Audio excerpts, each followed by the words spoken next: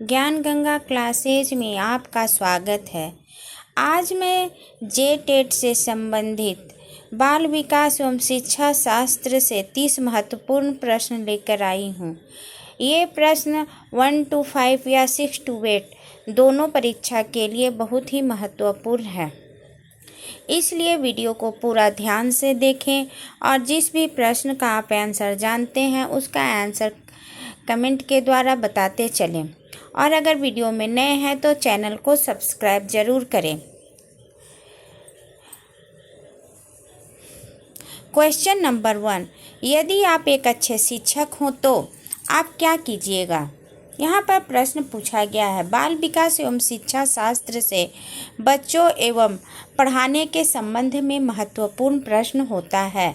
तो यहाँ पर पूछा गया है कि यदि आप एक अच्छे शिक्षक हों तो क्या कीजिएगा?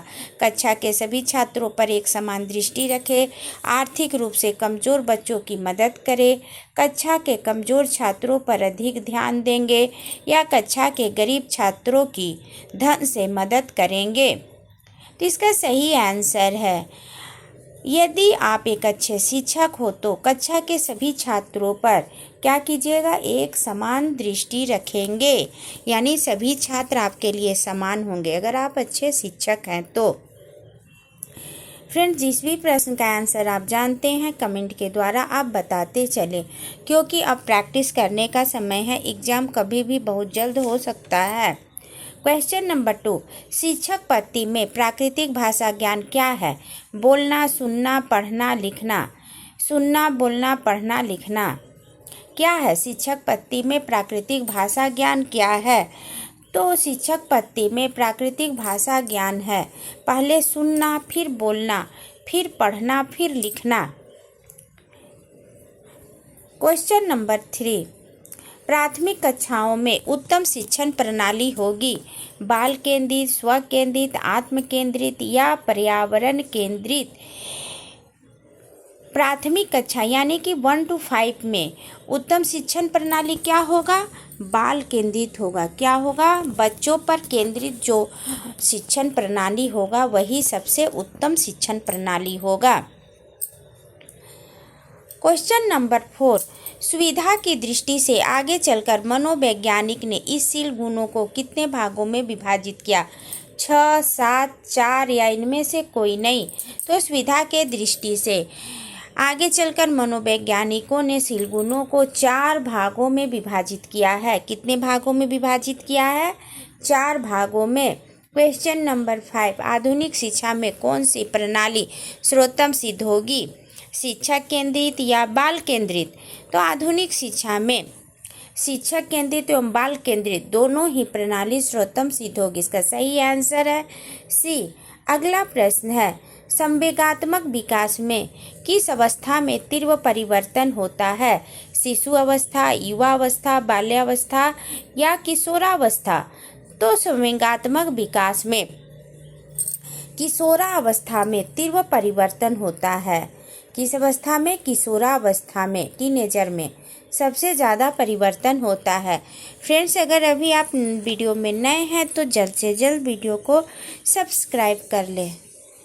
बालक के सामाजिक विकास में सबसे महत्वपूर्ण कारक कौन सा है? जाति भेद, आनुवंशिकता, वातावरण या आनुवंशिकता तथा वातावरण?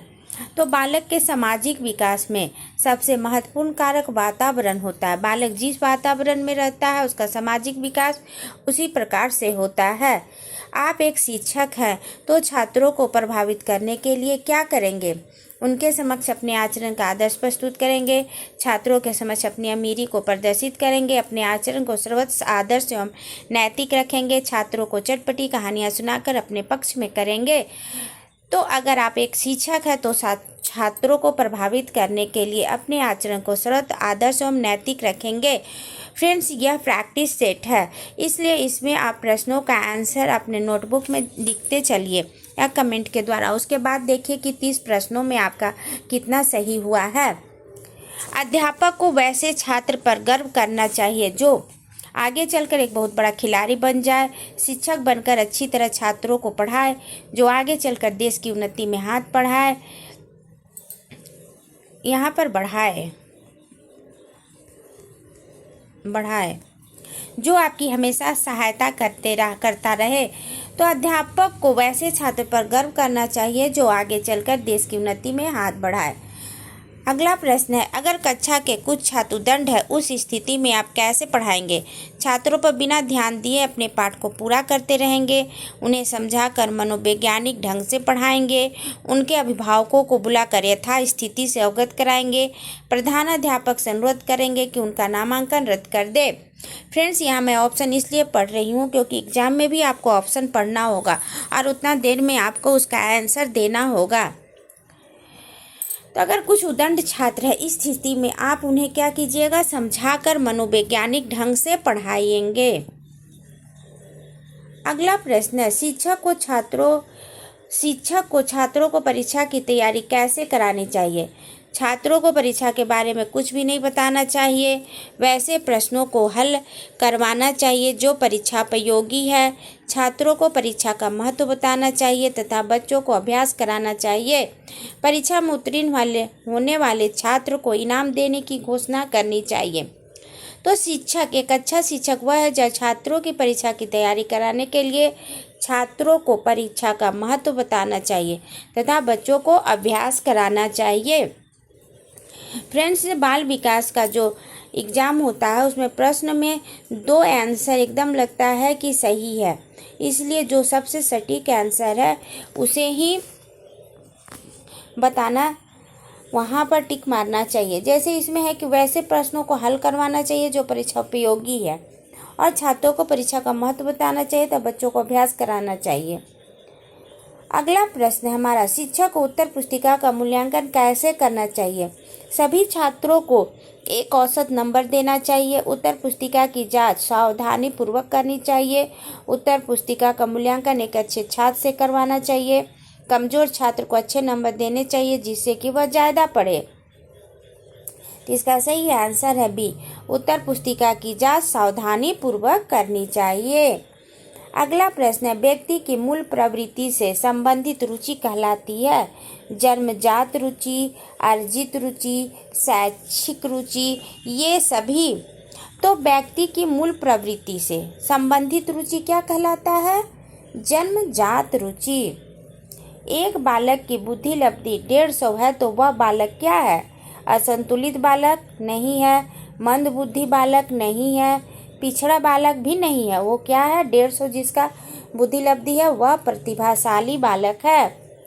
बाल्यावस्था की प्रमुख विशेषता नहीं है। यहाँ पर पूछा गया है कि प्रमुख विशेषता क्या नहीं है? प्रबल जिज्ञासा प्रवृत्ति, अनुकरण की प्रवृत्ति, अंतर्मुखी व्यक्तित्व, संचय की प्रवृत्ति। यहाँ पर पूछा गया है कि बाल्यावस्था की प्रमुख विशेषता क्या नहीं है? तो अंतर्मुखी व्यक्तित्व। बाल्यावस्था में बच्चे अंतर्मुखी नहीं होते हैं, उन्हें जो भी पूछना होता है वह बेधड़क पूछते हैं और दूसरों का अनुकरण भी करते हैं। 16वां प्रश्न है, बालक का शारीरिक, मानसिक, सामाजिक और संवेगात्मक विकास किस अवस्था में पूर्णता को प्राप्त होता है? शैशवावस्था, युवावस्था, बाल्यावस्था, किशोरावस्था। तो बालक का संपूर्ण जो विकास है वह किशोरा अवस्था में पूर्ण होता है। किस अवस्था में पूर्ण होता है? किशोरावस्था में। अगला प्रश्न है, चरित्र को निश्चित करने वाला महत्वपूर्ण कारक क्या है? शारीरिक कारक, मानसिक कारक, सामाजिक कारक, मनोरंजन संबंधी कारक। तो चरित्र को निश्चित करने वाला महत्वपूर्ण कारक है मनोरंजन संबंधी कारक। अगला प्रश्न है, जिस आयु में बालक की मानसिक योग्यता का लगभग पूर्ण विकास हो जाता है वह है 14 वर्ष, 11 वर्ष, 9 वर्ष, 6 वर्ष। तो बालक का संपूर्ण विकास 14 वर्ष में हो जाता है। 19वां प्रश्न है, समान बुद्धि बालक प्रायः किस अवस्था में बोलना सीख जाते हैं? 11 माह, 16 माह, 34 माह, 51 माह। तो सामान्य बुद्धि बालक 11 माह में बोलना सीख जाते हैं। बहिर्मुखी व्यक्ति होता है, आत्म केंद्रित, दूसरों के समक्ष कम बोलता है, उसकी सामाजिक कार्यों में विशेष रुचि होती है। इनमें से कोई नहीं। तो बहिर्मुखी व्यक्ति कौन सा होता है? वह बहिर्मुखी व्यक्ति को सामाजिक कार्यों में क्या होती है? विशेष रुचि होती है। व्यक्तित्व को प्रभावित करने वाले तत्व है वंशानुक्रम, वातावरण, वंशानुक्रम तथा वातावरण, इनमें से कोई नहीं। तो व्यक्तित्व को प्रभावित करने वाला कारक वंशानुक्रम भी होता है और वातावरण भी होता है। यह दोनों तत्व ही व्यक्तित्व को क्या करते हैं? प्रभावित करते हैं। अगला प्रश्न है, अंतर्मुखी व्यक्तित्व वाले व्यक्ति रुचि रखते हैं। ऊपर देखें कि बहिर्मुखी व्यक्तित्व वाले व्यक्ति कैसे होते हैं। अब देखते हैं कि अंतर्मुखी व्यक्तित्व वाला व्यक्ति कैसा होता है। सामाजिक कार्यों में रुचि लेता है, भौतिक कार्यों में रुचि लेता है, अन्य व्यक्तियों में रुचि लेता है या स्वयं अपने में रहता है। तो बहिर्मुखी व्यक्तित्व वाला व्यक्ति सामाजिक कार्यों में लेता है, लेकिन अंतर्मुखी व्यक्ति वाला व्यक्तित्व स्वयं अपने में रहता है। संगठित व्यक्तित्व की विशेषताएं नहीं है गतिशीलता, संतोष, उच्च आकांक्षा तथा उद्देश्य पूर्णता, असामाजिकता, समायोजन शक्ति। तो संगठित व्यक्तित्व की विशेषता क्या नहीं है? असामाजिकता। फ्रेंड्स, अगर अभी तक आपने चैनल को सब्सक्राइब नहीं किए हैं तो चैनल को सब्सक्राइब कर ले। इसमें मैं बहुत सारा ही प्रैक्टिस सेट डालूंगी।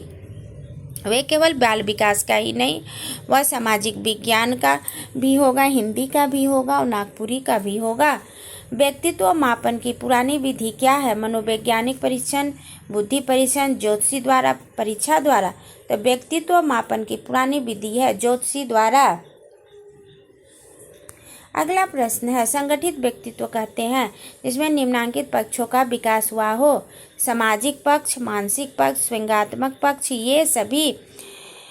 तो संगठित व्यक्तित्व कहते हैं जिसमें ये सभी पक्षों का विकास हुआ हो। 26वां प्रश्न है, व्यक्तित्व मापने के लिए व्यक्ति की संपूर्ण सूचनाएं प्राप्त करने की विधि है।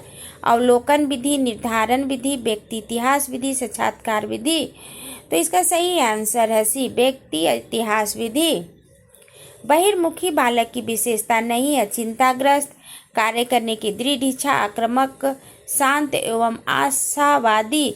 बहिर्मुखी बालक की विशेषता नहीं है आक्रामक। बहिर्मुखी व्यक्ति आक्रामक नहीं होता है। किंडरगार्टन प्रणाली में शिक्षक स्थान क्या है? नियंत्रक का, पथ प्रदर्शक का, निर्देशक का या दार्शनिक का? तो किंडरगार्टन प्रणाली में शिक्षक का स्थान पथ प्रदर्शक का है। बाल केंद्रित विधि में ध्यान दिया जाता है बालकों के रूप रंग पर, बालकों के मनोविज्ञान पर, बालकों की पोशाक पर, बालकों के प्रगति पत्र पर। तो बाल केंद्रित विधि में ध्यान दिया जाता है बालकों के मनोविज्ञान पर। शिक्षक केंद्रित शिक्षण प्रणाली में कक्षा का वातावरण प्रायः होगा सरल, कठोर, भ्रामक, आक्रामक। शिक्षक केंद्रित शिक्षण प्रणाली में कक्षा का वातावरण सरल होता है। फ्रेंड्स, यहाँ मैंने 30 महत्वपूर्ण प्रश्नों का आंसर दिया। इस प्रैक्टिस सेट को आप आगे बढ़ाकर जल्दी जल्दी भी कर सकते हैं। इसका सारा आंसर यहाँ पर दिया हुआ है। मुझे पूरा उम्मीद है कि यह वीडियो आपके लिए बहुत ही लाभदायक होगा, इसलिए वीडियो को लाइक करें। आपके दोस्त भी लाभान्वित हो, इसलिए दोस्तों को शेयर करें। और अगर वीडियो में नए हैं तो चैनल को सब्सक्राइब कर लें एवं बेल आइकन को प्रेस कर दें ताकि अगले वीडियो का नोटिफिकेशन सबसे पहले आपके पास पहुँचे। मिलते हैं अगले वीडियो में। बाय।